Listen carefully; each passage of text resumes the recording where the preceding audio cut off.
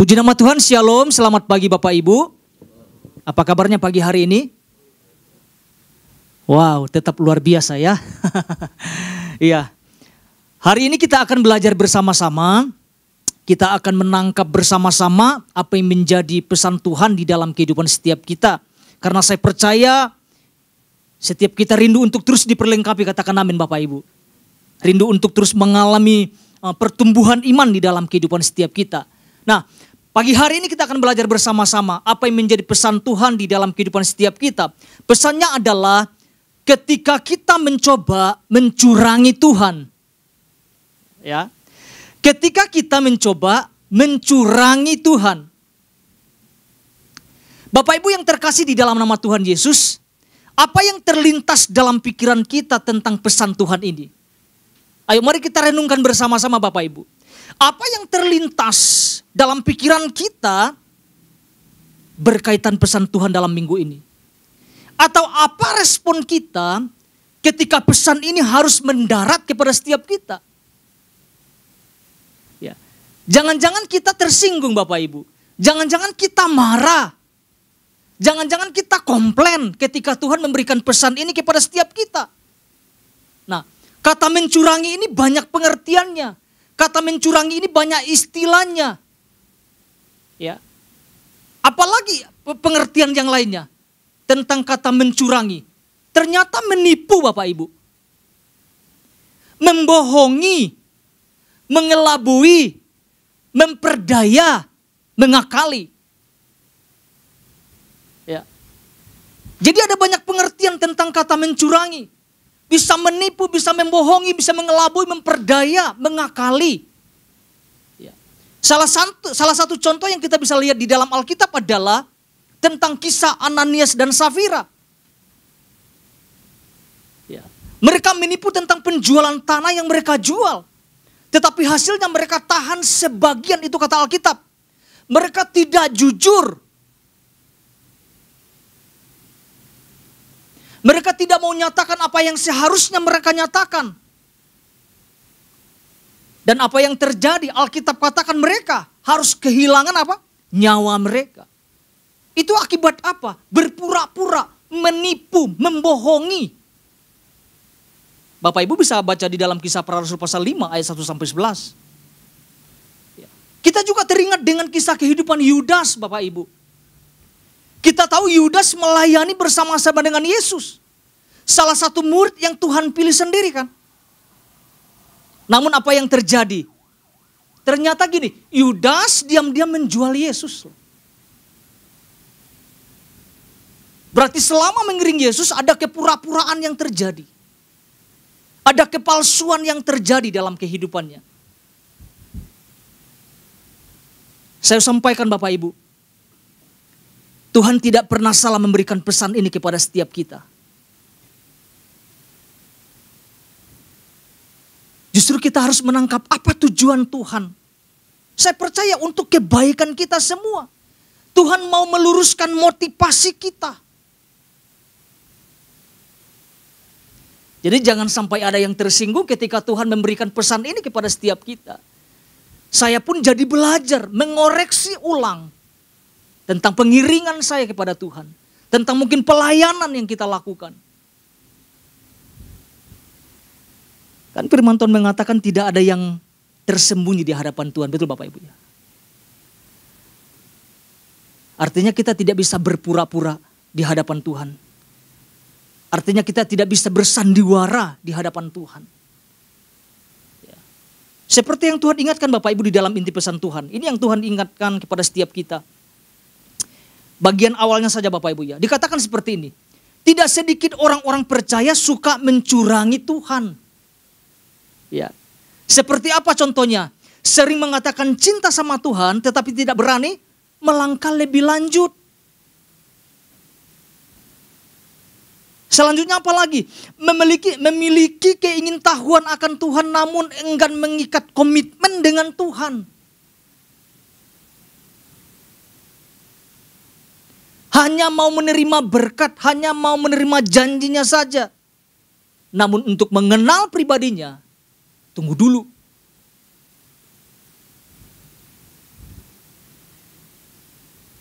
Jadi apa yang kita harus tangkap Bapak Ibu? Apa yang harus kita responi? Saya mau sampaikan bahwa kita harus membuang segala bentuk kecurangan apapun di dalam kehidupan setiap kita. Tuhan mau kita lurus dalam hal motivasi. Tuhan mau kita lurus dalam tujuan yang ada di dalam kehidupan setiap kita. Ya, artinya jangan sampai ada kepalsuan Bapak Ibu. Jangan sampai ada kepura-puraan. Ini kita mau belajar bersama-sama Bapak Ibu. Kita mau lihat firman Tuhan yang menjadi dasarnya. Injil Yohanes pasal 6 ayat 25 sampai 26.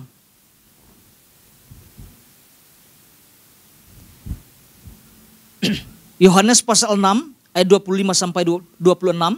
Judul perikop Alkitabnya adalah Roti Hidup ayat 25. Ketika orang banyak menemukan Yesus di seberang laut itu, mereka berkata kepadanya, "Rabi, bila mana engkau tiba di sini?" Ayat 26. Yesus menjawab mereka, "Aku berkata kepadamu, sesungguhnya kamu mencari aku bukan karena kamu telah melihat tanda-tanda. Melainkan apa? Melainkan karena kamu telah makan roti itu dan kamu kenyang." Pak Ishak sudah menjabarkan tentang perikop ini Bapak Ibu. Bahwa kita bisa melihat bahwa jawaban Yesus cukup keras. Dan bahkan sangat keras Bapak Ibu. Ya, kalau kita baca, kalau kita renungkan ulang Bapak Ibu, kalau kita perhatikan apa yang menjadi jawaban Yesus sebetulnya tidak nyambung.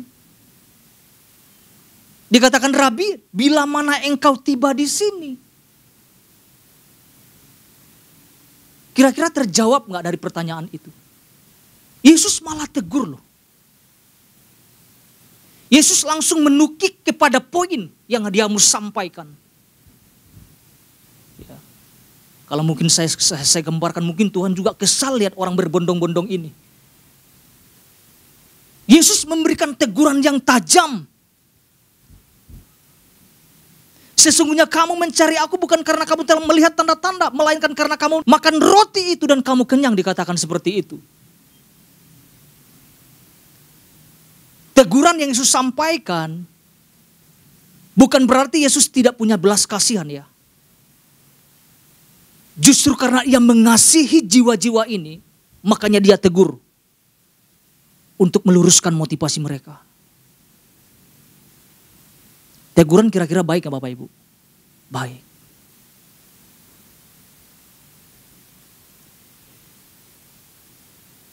Kita akan melihat beberapa alasan Bapak Ibu. Beberapa alasan mengapa Yesus menegur orang yang mengikutinya dalam perikop ini. Yang pertama, karena Tuhan menemukan adanya kemunafikan. Karena Tuhan menemukan adanya kemunafikan. Jadi pada dasarnya mereka tidak tulus. Mereka tidak murni hati dalam hal mencari Yesus. Mereka hanya berpura-pura mengejar dan mencari Yesus. Namun faktanya bukan pribadi Yesus yang mereka cari. Tetapi ada sesuatu yang lain.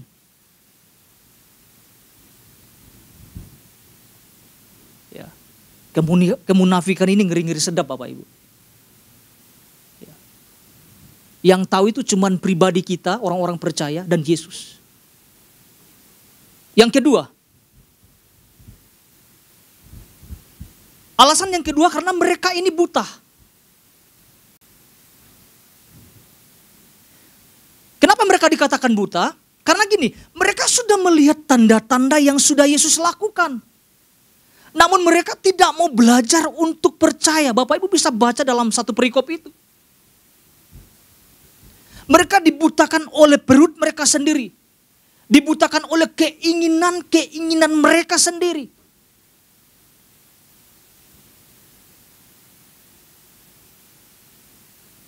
Mereka bisa melihat, tapi mereka tidak bisa melihat dengan jelas.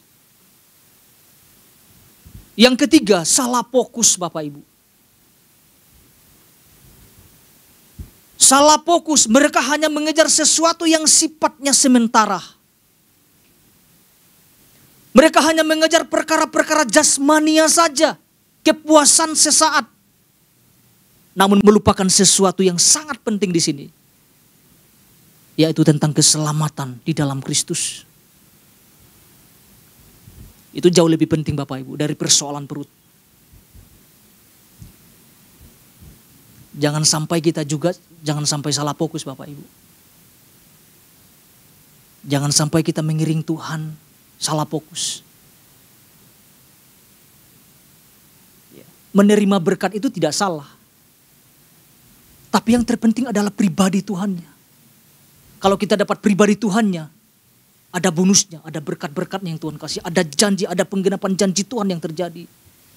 Ya, jangan terbalik. Ya. Kalau kita bisa melihat orang-orang yang berbondong-bondong ini menjadikan Tuhan itu sebagai alat saja. Untuk pemenuhan kebutuhan mereka. Itulah yang dikatakan mencurangi. Mau berkat tetapi tidak mau ditanam. Mau berkat tetapi tidak mau mengalami pribadi Tuhan yang maha dahsyat itu. Apa yang Yesus lakukan Bapak Ibu sangat berbeda dengan zaman sekarang, betul ya? Kalau Yesus itu tidak takut kehilangan pengikutnya, betul nggak Bapak Ibu? Sedangkan zaman sekarang orang sangat takut kehilangan pengikut loh. Makanya gini, orang banyak bikin sensasi-sensasi hari-hari ini. Kita bisa dengar tentang pengajaran-pengajaran yang mengecok. Ada orang-orang supaya banyak pengikutnya, oke lakukan ibadah tapi lagu duniawi.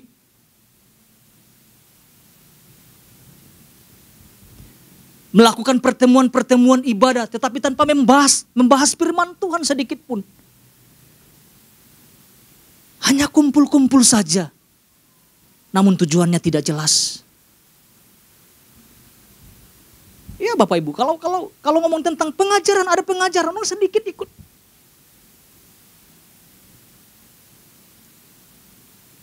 Ada ibadah, sedikit yang ikut. Coba kasih tema-tema yang agak sedikit keluar dari firman. Tuh banyak diikutin.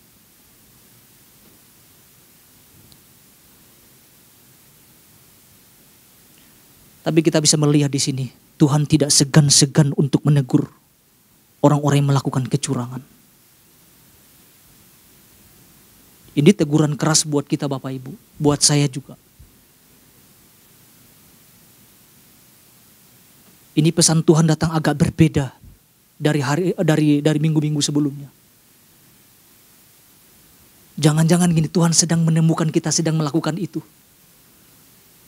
Jangan-jangan saya sedang melakukan itu, sedang mencurangi Tuhan. Saya mau jangan sampai kita masuk dalam kategori itu ya. Kita harus segera bertobat ya. Kita harus segera berubah. Kita harus segera evaluasi diri ketika kita menangkap pesan Tuhan ini. Pak Ishak sampaikan satu hal Bapak Ibu. Prinsip-prinsip yang harus kita tangkap agar kita jangan dianggap sebagai orang-orang yang curang di hadapan Tuhan. Yang disampaikan Pak Ishak adalah kenali pribadi Tuhannya, bukan sekedar produknya. Nah, Bapak Ibu pagi hari ini kita mau belajar satu hal. Tidak akan panjang-panjang Bapak Ibu. Ini yang sama-sama kita pelajari. Kenali dan dapati sang sumber roti yang sesungguhnya di dalam kehidupan setiap kita. Kenali dan dapati sang sumber roti yang sesungguhnya di dalam kehidupan setiap kita. Lalu kemudian berbalik dari tujuan kita yang salah.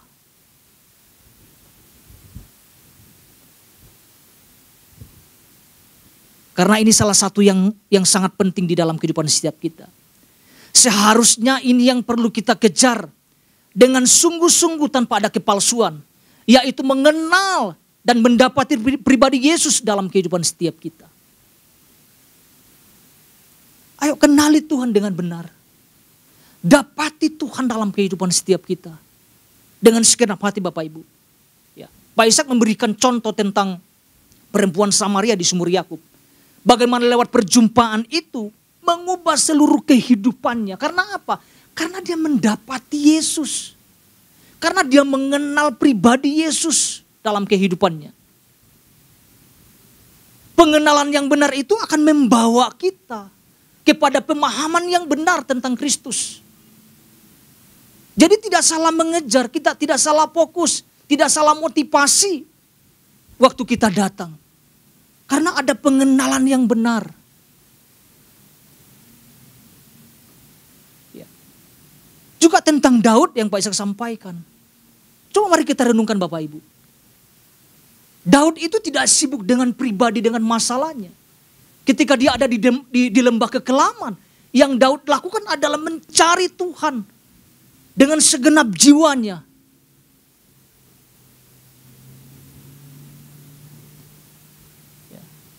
Memang jarang Bapak Ibu ada orang-orang ketika kesulitan cari Tuhan. Jangan sampai kita hanya memanfaatkan Tuhan sebagai alat Bapak Ibu. Ya. Jadi bukan berkat, bukan mujizat yang paling utama. Melainkan pribadi Tuhan. Tetapi kalau kita renungkan Bapak Ibu, ada banyak orang menjadikan berkat dan mujizat sebagai yang utama. Ini yang keliru nih.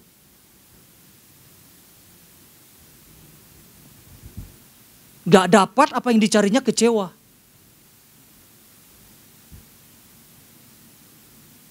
Dan akhirnya Tuhan harus mengeluarkan kata-kata yang ya teguran yang keras. Kamu mencari karena bukan kamu melihat tanda-tanda itu.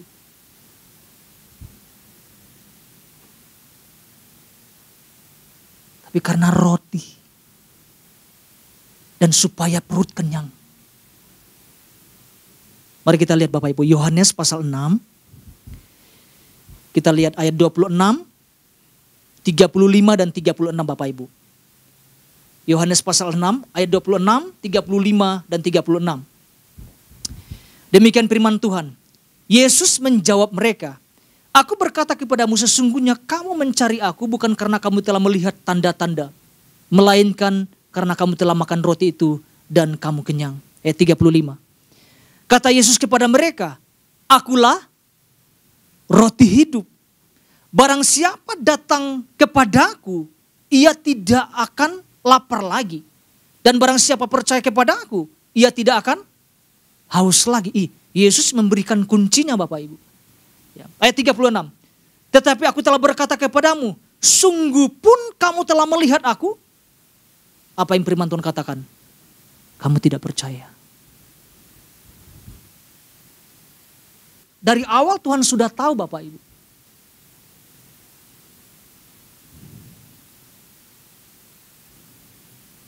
Kita bisa melihat dari perikop ini bahwa ada banyak yang tidak menyadari tentang keberadaan Yesus di tengah-tengah mereka. Sebagai pribadi yang dahsyat Bapak Ibu. Ketika Yesus mengatakan, akulah roti hidup. Mereka tidak mau percaya.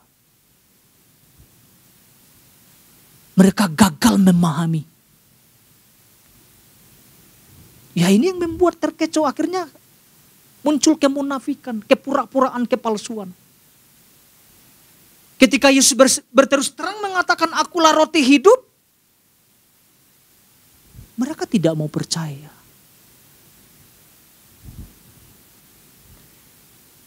Karena buat mereka, yang terpenting adalah menemukan Yesus, setelah itu mendapatkan makanan dan berkat. Sampai di situ saja. Kalau sudah perut kenyang, selesai. Bukan menjadikan Tuhan itu sebagai sumber di atas segala-galanya dalam hidupan mereka. Ini menjadi pelajaran penting buat setiap kita Bapak Ibu.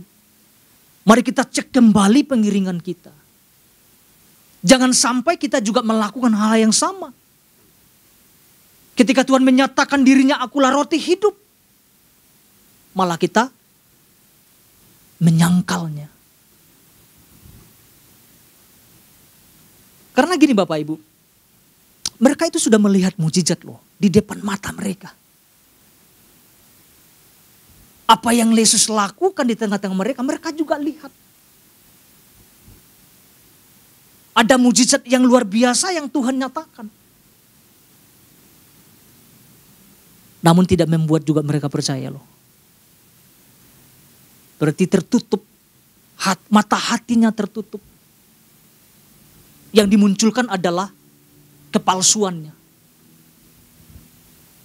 Berpura-pura mengasihi Tuhan. Berpura-pura melayani Tuhan. Ada nggak berpura-pura menyembah Tuhan Bapak Ibu? Ada. Ada nggak berpura-pura berdoa? Oh ada juga ternyata. Ini teguran buat kita Bapak Ibu. Kita harus renungkan ini. Tuhan sangat serius dengan pesannya dalam minggu ini. Jangan sampai kita berbelok arah. Jangan sampai punya tujuan motivasi yang salah dalam mengiring Tuhan di dalam kehidupan setiap kita. Dan Tuhan hebatnya memberikan pesan ini, Tuhan meluruskan itu buat kita. Pertanyaannya adalah, mau gak kita kalau diluruskan Bapak Ibu? Harusnya mau ya. Karena kalau kita gak lurus, kita gak akan dapat berkatnya Bapak Ibu. Jadi kita ke kelompok, jangan sampai termasuk kelompok berbondong-bondong. Ada makanan, lari karena ada makanan.